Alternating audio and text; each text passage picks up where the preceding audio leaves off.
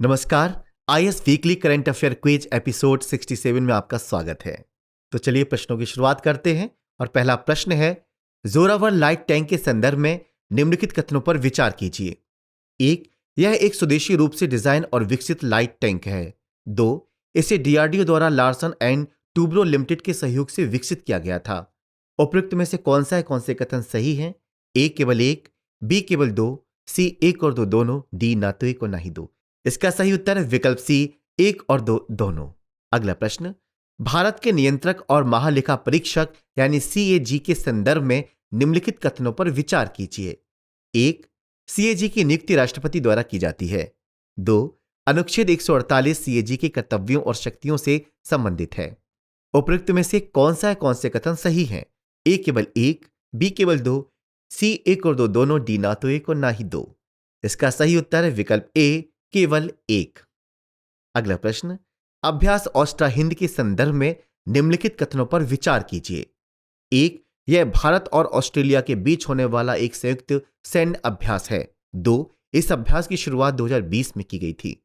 तीन, इसका पहला संस्करण राजस्थान में आयोजित किया गया था। उपयुक्त में से कितने कथन सही हैं? ए केवल एक, बी केवल दो, सी सभी तीनों, डी कोई भी नहीं। इसका सही उत्तर है विकल्प बी, केवल दो। अगला प्रश्न, नाइट्रोजन 9 नाभिक के संदर्भ में निम्नलिखित कथनों पर विचार कीजिए।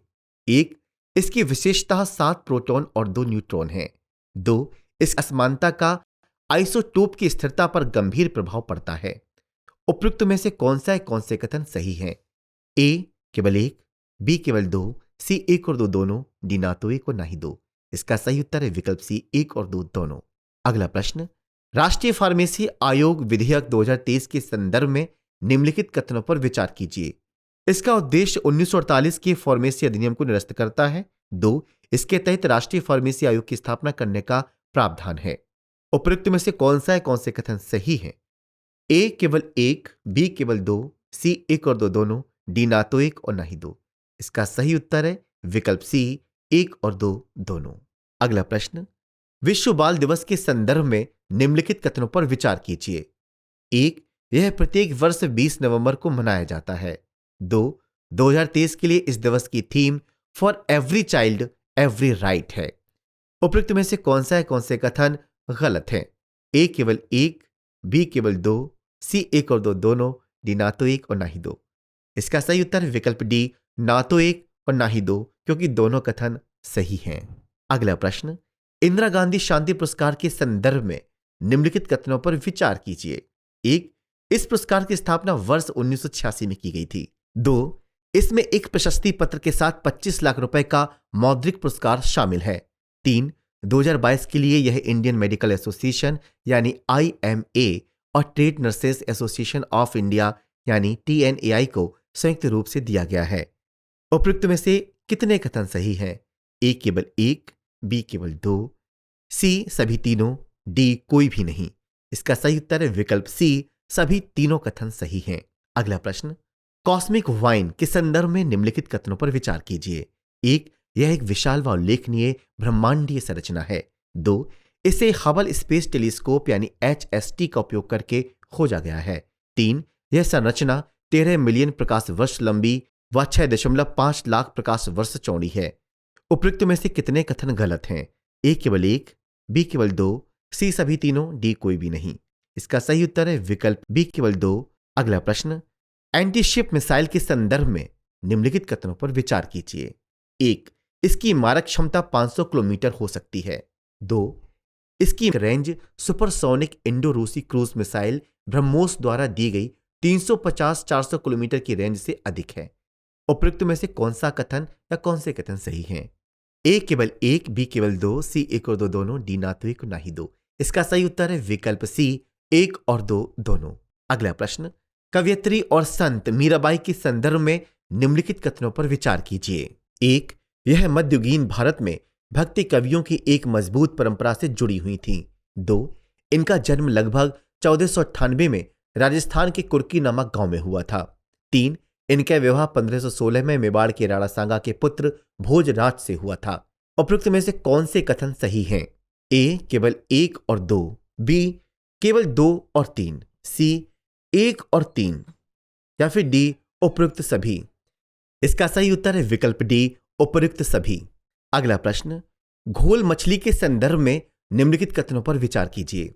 1, इसे गोल्ड फिश और ब्लैक स्पॉटेड क्रॉकर मछली के रूप में भी जाना जाता है। 2, इसे गुजरात की राज्य मछली के रूप में घोषित किया गया है। उपयुक्त में से कौन से कथन सही है? ए केवल 1, बी केवल 2, सी 1 और 2 दोनों, डी ना तो 1 और ना ही 2। इसका सही उत्तर है विकल्प सी 1 और 2 दोनों। अगला प्रश्न, एजीएनआई पहल के संदर्भ में निम्नलिखित कथनों पर विचार कीजिए। 1, एजीएनआई का पूरा नाम आयुर्वेद ज्ञान नैपुण्य पहल है। 2, इसे केंद्रीय आयुर्वेद विज्ञान अनुसंधान परिषद यानी CCRAS द्वारा शुरू किया गया है। उपयुक्त में से कौन से कथन सही हैं? ए केवल 1, बी केवल 2, सी 1 और 2 दोनों, डी ना तो 1 और ना ही 2।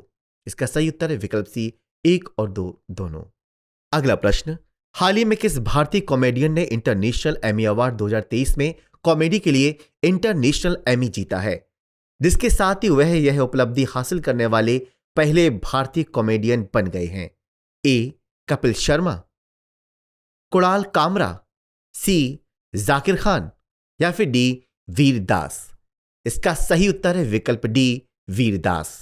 अगला प्रश्न, 2+2 वार्ता के संदर्भ में निम्नलिखित कथनों पर विचार कीजिए। 1, 2+2 मंत्री स्तरीय वार्ता दो देशों के बीच उच्चतम स्तरीय संस्थागत तंत्र है।